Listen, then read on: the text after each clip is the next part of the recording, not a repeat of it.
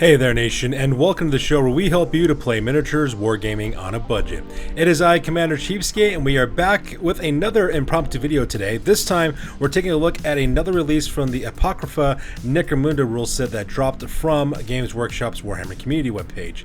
Now, this Apocrypha Necromunda Rules set is called Devils of Gunk Deep. It was released this week, and in fact, when I was reading this scenario, I was actually quite interested to see exactly what kind of new campaign game mechanics might have come out for Necromunda during this time period.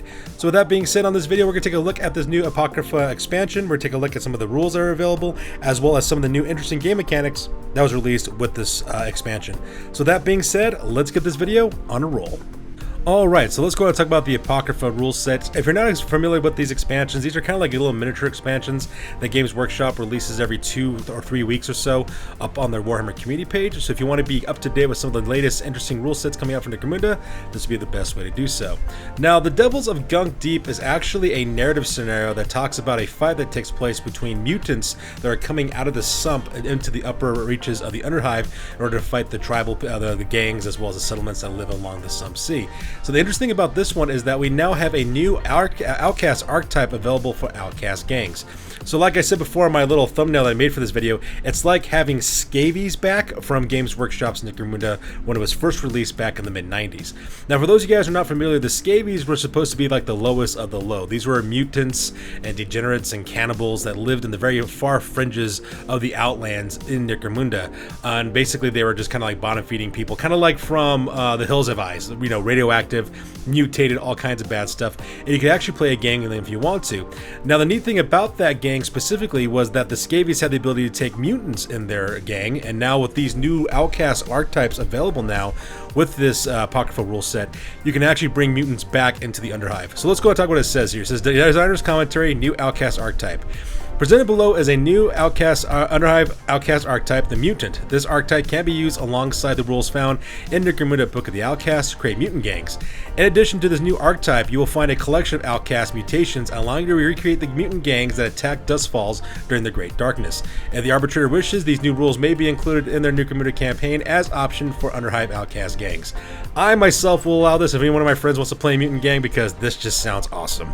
I understand if some arbitrators don't want to, but for me though, this is the rule of cool, so it's awesome. So let's talk about the mutants. Mutants are misshapen outcasts who have fled a life of slavery or abuse to eke out an existence in the deepest parts of the Underhive. Mutants who rise to lead gangs of outcasts are often the toughest of their kind, blessed with a variety of advantageous and terrifying mutations. A mutant has access to the following skills. So the primary skills are brawn as well as leadership, and their secondary skills are ferocity. It says, in addition, mutants can also choose Outcast mutations in place of skills. Furthermore, if the leader of an Outcast gang has the mutant archetype, then Outcast mutations will be available to Underhive Outcast Hive Scum in their gang. So this part is really cool as well. Now, there's only one problem so far that I see with the this archetype, and that this is for a leader. I'm not sure if the mutant archetype is available for champions or not. That's something that's not really specified in this rule pack, so I'm not sure if that's allowable or not.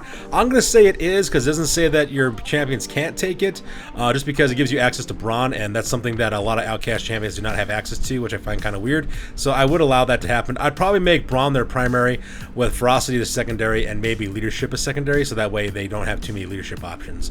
But that's just me. Now, continuing with the rules, it says mutant affiliations. Mutants are trusted even less than most Underhive scum, being somewhere below outlaws but slightly above chaos worshippers in the eyes of the clan and noble houses. For this reason, an Underhive outcast leader that takes the mutant archetype can only have the clanless affiliation. So if you decide to become mutant, just realize you cannot make any alliances whatsoever. So as long as you're okay with that, by all means, go and proceed. And who wouldn't I want to be, because these rules are awesome.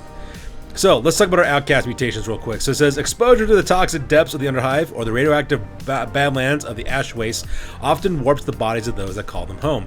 Outcast mutations can be acquired in one of two ways. When adding an Underhive Outcast Hive Scum to a gang led by a mutant, they may have a single Outcast mutation purchase at the credit cost indicated on the table below.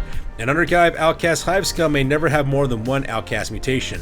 Underhive Outcast Leaders and Underhive Outcast Champions with the Mutant archetype. Okay, so I guess you can include that archetype for the champions as well. So I guess champions now have leadership as a primary, which could be really cool to have for your champions. It says, with the Mutant archetype, treat Outcast Mutations as a primary skill set, meaning that they can purchase them with XP and can choose one for free when added to the gang roster. And so these are the mutations that you see here. Now, if you're an old school Necromunda player from when you're playing in the days in the original Necromunda from the Outlands expansion, or maybe you're playing the Community Edition Necromunda, these mutations will look very familiar to you because they're exactly from the old rulebook. They've been modified a little bit for the new rules, but they're from the old expansions from Necromunda back in the day. Kind of like how they brought the old injuries back from the classic edition of Necromunda with the rule set. They did the same thing with the mutations. So here's how it works. You can either roll it randomly, or you can purchase them as well. So here's what you got. You got Void Soul. The mutant is immune to the effects of psychic powers, though the arbiter may still rule that indirect damage from psychic powers, like a telekinetic thrown object, can still hurt them. That costs 15 credits. Ice Stalks. When the mutant is in cover, range attacks against them suffer an additional -1 hit penalty. In addition, their vision arc is increased to 180 degrees, so 20 credits for that. Extra appendages. The mutant increases their attack characteristic by 1. In addition, they may use up to 3 weapons with a sidearm or melee trait at the same time. So it's not like third arm from the Neophytes, which is kind of sad, but I understand why they did it though. It makes sense. You know, these are mutants, and that costs 20 credits. Horrific Appearance. The fighter gains the Fearsome skill, which means that your opponents need to pass a willpower test to charge you, and furthermore, enemy fighters that start the activation within 3 inches of the mutant must take a nerve test, and that costs 15 credits. You have Massive Claws. The mutant's unarmed attacks are resolved at +1 strength with an armor penetration of -1 and the rending trait, so your unarmed attacks are now relevant now, viable at 10 credits apiece.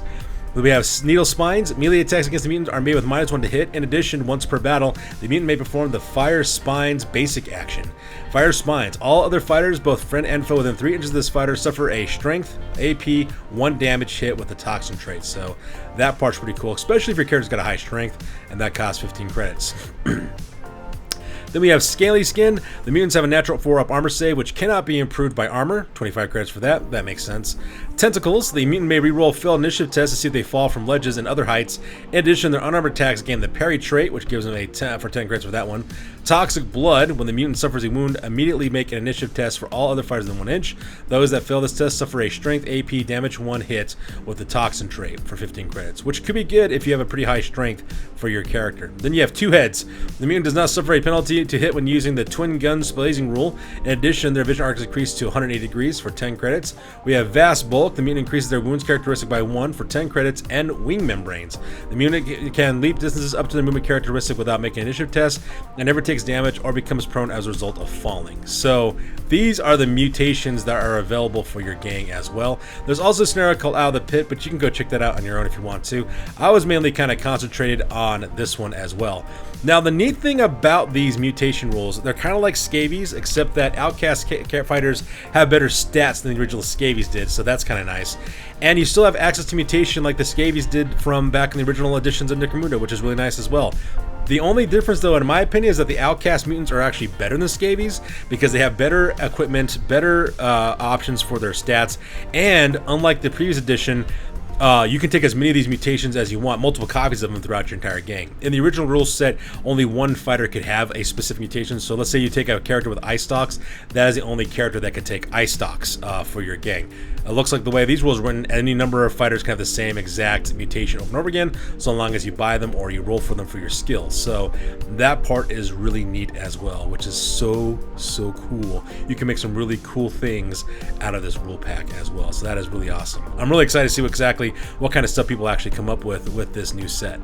So there you guys have it. This is the Apocryphal rule set that you can download from the Warhammer Community's page for free. I suggest you check it out and take a look at it, and tell me what you guys think. Do you plan on using mutants in your campaign? Do you want to see mutant outcasts running around causing problems? Tell me what your guys' thoughts are on this one. I'd like to hear what your guys' feedback is. So that's good for this one, you guys. Kind of a quick video. As always, please feel free to like, comment, and or subscribe. Your guys' input is valuable to us as always. Also check us out on Facebook, Instagram, as well as blog.com if you want to stay up to date with all the hobby projects going on this channel. That's good for this one, you guys. I am Commander Cheapskate. We'll catch you guys on the next video. Peace out and stay classy.